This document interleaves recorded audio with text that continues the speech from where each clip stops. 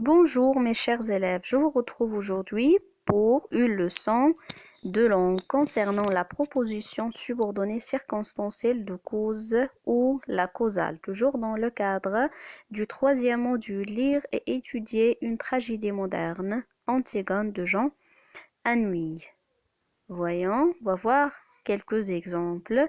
Antigone est sortie à 4 heures du matin parce qu'elle voulait enterrer le cadavre de son frère Polynice. Ici, nous sommes devant une phrase complexe. Lorsqu'on dit phrase complexe, on parle d'une phrase qui contient deux verbes conjugués au plus. Ici, nous avons deux propositions. Une principale, Antigone est sortie à 4 heures du matin, et une subordonnée parce qu'elle voulait enterrer le cadavre de son frère Polynice. Chacune des deux propositions est construite autour d'un verbe conjugué. Est sortie pour la principale, voulait pour la subordonnée. La principale ou bien la subordonnée est liée à la principale par le moyen d'une conjonction de subordination parce que et ce mot subordonnant-là exprime la cause. Donc, on appelle cette subordonnée une proposition subordonnée circonstancielle de cause ou la causale. Ismène a refusé d'aider sa sœur. Pourquoi? Quelle est la cause? Vu qu'elle a peur de crayon. Donc le fait, c'est Ismène a refusé d'aider sa sœur. La cause, ou bien la raison, c'est sa peur de crayon. Donc la relation logique ici de cause est introduite par le mot subordonnant vu que. Comme il a transgressé la loi, Antigone sera condamnée à mort. Pourquoi Antigone sera condamnée à mort? Parce qu'il a transgressé la loi. Alors vous voyez ici avec comme donc la proposition subordonnée précède la principale. Puisque tu es libre, nous sortirons ce soir. Puisque tu es libre est la proposition subordonnée. Donc, puisque exprime la cause, donc c'est une subordonnée circonstancielle de cause. Nous sortirons ce soir, c'est la principale. Voyons donc, la proposition subordonnée n'a pas de sens toute seule. Donc, ils dépendent de la principale. Il doit exister avec la principale pour avoir un sens. Il ne peut pas exister toute seule. Si on prononce par exemple puisque tu es libre, donc il est agrammatical, quelque chose manque pour bien comprendre le sens de la proposition. Donc il est dépendante de la principale. Dans ces exemples-là, vous avez remarqué que nous avons utilisé le mode indicatif. Il a raté la réunion parce qu'il serait tombé malade. Pourquoi il a raté la réunion? Donc, on a envisagé une cause. Parce qu'il serait tombé. Donc, le mode conditionnel ici, le conditionnel passé serait tombé malade. La plupart des élèves ne suivent pas les cours à distance. Quelle est la cause? Pourquoi? Donc, non qu'ils ne le veuillent pas, c'est une cause envisagée. C'est pour cela qu'on a utilisé le subjonctif. Mais parce qu'ils ne possèdent pas des smartphones. Donc ici, la cause principale ou bien la cause réelle, c'est parce qu'ils ne possèdent pas des smartphones. Alors, on a utilisé l'indicatif.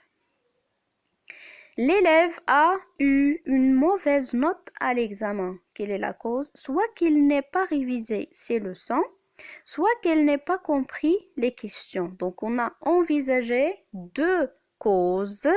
Donc, ils peuvent être réels, ils peuvent ne pas l'être. Donc, c'est pour cela qu'on a utilisé le mode subjonctif. Donc, avec non que, soit que, on utilise le mode subjonctif. Alors, la proposition subordonnée de cause, appelée aussi causale, indique l'origine, la raison d'un fait ou d'une action. Elle assume la fonction de complément circonstanciel de cause du verbe de la principale dont elle dépend. Elle est introduite par une conjonction de subordination et non pas par un pronom relatif.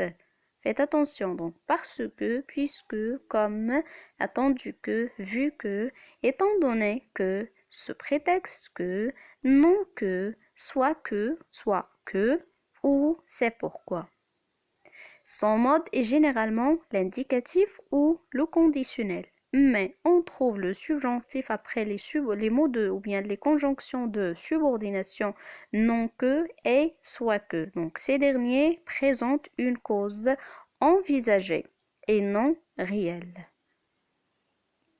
On passe aux exercices. Premièrement, souligner dans chaque phrase la proposition subordonnée circonstancielle de cause. On peut maintenant sortir parce qu'il cesse de pleuvoir. Pourquoi on ne peut pas sortir parce qu'il cesse de pleuvoir? C'est la subordonnée circonstancielle de cause. Comme tu habites près de chez moi, je te vois ce vent. Donc, comme tu habites près de chez moi, c'est la subordonnée circonstancielle de cause. Elle n'a pas envie de manger. Pourquoi? Vu qu'elle a mal à l'estomac. Étant donné que la tempête continue, je laisse ma voiture dans le garage. Pourquoi je laisse ma voiture dans le garage? Étant donné que la tempête continue, donc c'est la subordonnée circonstancielle de cause. Il ne m'a pas encore rendu ma robe. Pourquoi? Donc soit qu'elle soit en retard, soit qu'elle ait oublié notre rendez-vous. On passe au deuxième exercice. Je te prête mon livre. Tu as oublié ton livre. Donc la question c'est relier les propositions suivantes en utilisant les subordonnants entre parenthèses. Donc ici nous avons le subordonnant vu que. Voyons comment on va intégrer ce mot subordonnant pour former une phrase complexe. Je te prête mon livre. Ça, c'est le fait. Pourquoi? Quelle est la cause? Donc, vu que tu as oublié le tien, on va pas reprendre le mot livre. D'accord? Donc, on va le retirer et le remplacer par le tien. C'est clair? Alors, on va dire, je te prête mon livre, vu que tu as oublié le tien en classe. Le condamné est exécuté. Le condamné a commis un crime de sang. Le mot proposé, ou bien le mot subordonnant proposé, c'est étant donné que. Donc, voyons comment on va l'intégrer dans cette phrase. Étant donné que le condamné a commis un crime de sang, il est exécuté. Ou bien, étant donné que le condamné, ou bien étant donné qu'il a commis un crime de sang, le condamné est exécuté. Le petit enfant pleure, sa mère l'a privé de sa bicyclette. On va donc utiliser ici comme. Alors, pourquoi le petit enfant pleure? Parce que sa mère l'a privé de sa bicyclette. On va dire comme sa mère l'a privé de sa bicyclette, virgule, le petit enfant pleure. Tu es fatigué, nous reporterons notre voyage.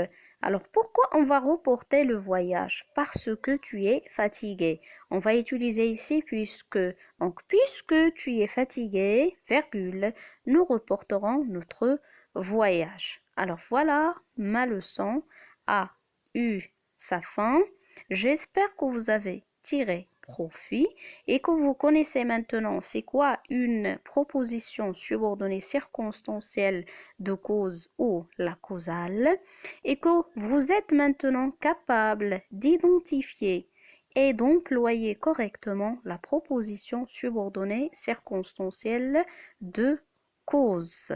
Merci pour votre attention et à la prochaine leçon, Inch'Allah.